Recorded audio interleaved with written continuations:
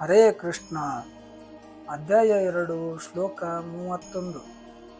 ಈ ಶ್ಲೋಕದಲ್ಲಿ ಸಧರ್ಮದ ತತ್ವಗಳನ್ನು ಕೂಡ ನಿಜವಾಗಿಯೂ ಗಮನಿಸಿ, ಎಂದಿಗೂ ಇಲ್ಲ ಹಿಂಜರಿಯಲು ಅರ್ಹನಾಗಿದ್ದೀಯೇ. ಧರ್ಮ ತತ್ವಗಳಿಗಾಗಿ ನಿಜವಾಗಿ ಯುದ್ಧಕ್ಕಿಂತ ಉತ್ತಮವಾದ ಕೆಲಸವೂ ಇನ್ಯಾವುದೂ ಕ್ಷತ್ರಿಯನ ಇರುವುದಿಲ್ಲ. ಅನುವಾದ ನೋಡೋಣ ಬನ್ನಿ. ಕ್ಷತ್ರಿಯನಾಗಿ ನಿನ್ನ ಸ್ವಧರ್ಮವನ್ನು ಪರಿಗಣಿಸಿದ್ದಾಗ ಧರ್ಮಕ್ಕೆ ಹೋರಾಡುವುದಕ್ಕಿಂತ ಶ್ರೇಯಸ್ಕರವಾದ ಕಾರ್ಯವಿನ್ನೊಂದಿಲ್ಲ ಎನ್ನುವುದನ್ನು ತಿಳಿದುಕೊಳ್ಳಬೇಕು. ಆದುದರಿಂದ ಹಿಂಜರಿಕೆ ಅವಶ್ಯಕತೆಯೇ ಇಲ್ಲ. ಭಾವಾರ್ಥ ತಿಳಿಯೋಣ ಬನ್ನಿ. ಸಾಮಾಜಿಕ ಆಡಳಿತದ 4 ವರ್ಗಗಳಲ್ಲಿ ಒಳ್ಳೆಯ ಆಡಳಿತಕ್ಕೆ ಅಗತ್ಯವಾದ 2ನೇ ವರ್ಗವನ್ನು ಕ್ಷತ್ರಿಯ ಎಂದು ಕರೆಯುತ್ತಾರೆ. ಕ್ಷತ್ ಎಂದರೆ ಗಾಯ, ತ್ರಿಯತೆ ಎಂದರೆ ರಕ್ಷಿಸುವುದು. ಆದುದರಿಂದ ಅಪಾಯದಿಂದ ರಕ್ಷಿಸುವವನು ಕ್ಷತ್ರಿಯ. ಕ್ಷತ್ರಿಯರಿಗೆ ಕಾಡಿನಲ್ಲಿ ಕೊಲ್ಲಲು ಶಿಕ್ಷಣ ಇರುತ್ತದೆ. ಕ್ಷತ್ರಿಯನು ಕಾಡಿಗೆ ಹೋಗಿ ಹುಲಿಗೆ ಎದುರಾಗಿದ್ದರೆ ಸವಾಲು ಹಾಕಿ ಕತ್ತಿ ಹಿಡಿದು ಹೋರಾಡುತ್ತಿದ್ದ. ಹುಲಿಯು ಸತ್ತಾಗ ಅದಕ್ಕೆ ರಾಜಯೋಗ್ಯ ಅಂತ್ಯ ಸಂಸ್ಕಾರವನ್ನು ಮಾಡುತ್ತಿದ್ದರು. ಈ ಪದ್ಧತಿಯನ್ನು ಜಯಪುರದ ರಾಜರು ಇಂದಿಗೂ ಅನುಸರಿಸುತ್ತಾರೆ. ಕ್ಷತ್ರಿಯರು ಸವಾಲೊಡ್ಡಿ ಕೊಲ್ಲುವುದರಲ್ಲಿ ಶಿಕ್ಷಣ ಕೊಡಲಾಗುತ್ತದೆ, ಏಕೆಂದರೆ ಧಾರ್ಮಿಕ ಹಿಂಸೆಯು ಹಲವೊಮ್ಮೆ ಅಗತ್ಯವಾಗುತ್ತದೆ. ಆದುದರಿಂದ ಕ್ಷತ್ರಿಯರು ನೇರವಾಗಿ ಸನ್ಯಾಶ್ರಮವನ್ನು ಸ್ವೀಕರಿಸುವಂತಿಲ್ಲ. ರಾಜಕೀಯದಲ್ಲಿ ಹಿಂಸೆಯು ವ್ಯವಹಾರ ಜಾಣ್ಮೆ ಎನ್ನಿಸಿಕೊಳ್ಳಬಹುದು, ಆದರೆ ಅದು ಎಂದೂ ಒಂದು ಮುಖ್ಯ ಅಂಶವಲ್ಲ, ತತ್ವವಲ್ಲ.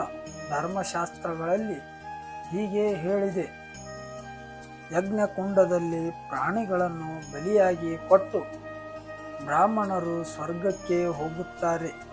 ಇದೇ ರೀತಿಯಲ್ಲಿ ಮಾತ್ಸರ್ಯವಿರುವ ಮತ್ತೊಬ್ಬ ಕ್ಷತ್ರಿಯನೊಡನೆ ರಣರಂಗದಲ್ಲಿ ಹೋರಾಡುವ ಕ್ಷತ್ರಿಯನು ಮರಣದ ನಂತರ ಸ್ವರ್ಗಕ್ಕೆ ಅರ್ಹನಾಗುತ್ತಾನೆ.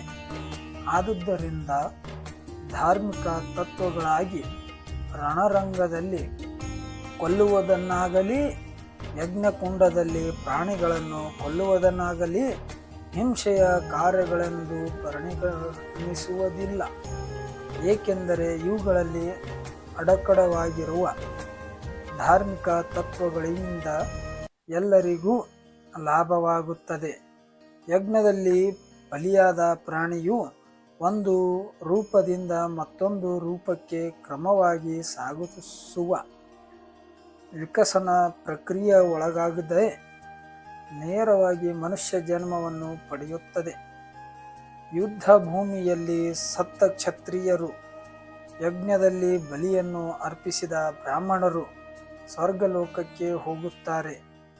ಸ್ವಧರ್ಮದಲ್ಲಿ 2 ವಿಧ ಮುಕ್ತಿಯನ್ನು ಹೊಂದುವುದಲ್ಲ.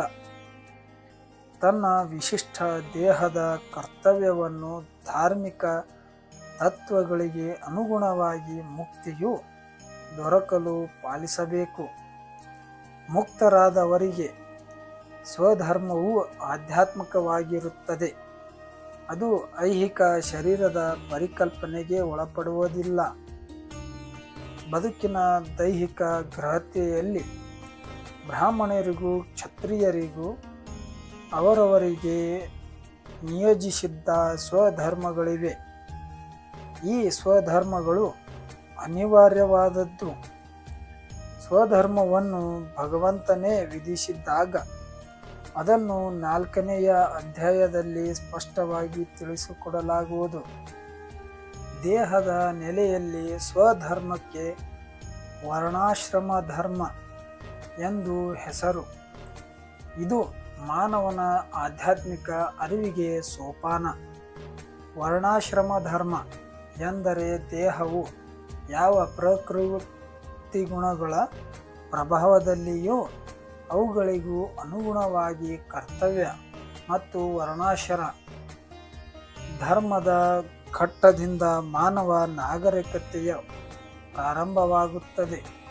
ಯಾವುದೇ ಕರ್ಮ ಕ್ಷೇತ್ರದಲ್ಲಿ ಮೇಲಿನ ಅಧಿಕಾರಿಗಳ ಅನುಜ್ಞೆಯನ್ನು ಪ್ರಕಾರ ಸ್ವತಃ ಕರ್ತವ್ಯ ಪಾಲನೆ ಮಾಡುವುದು ಮನುಷ್ಯನನ್ನು ಬದುಕಿನಲ್ಲಿ ಉನ್ನತ ಸ್ಥಾನಕ್ಕೆ ಏರಿಸುತ್ತದೆ.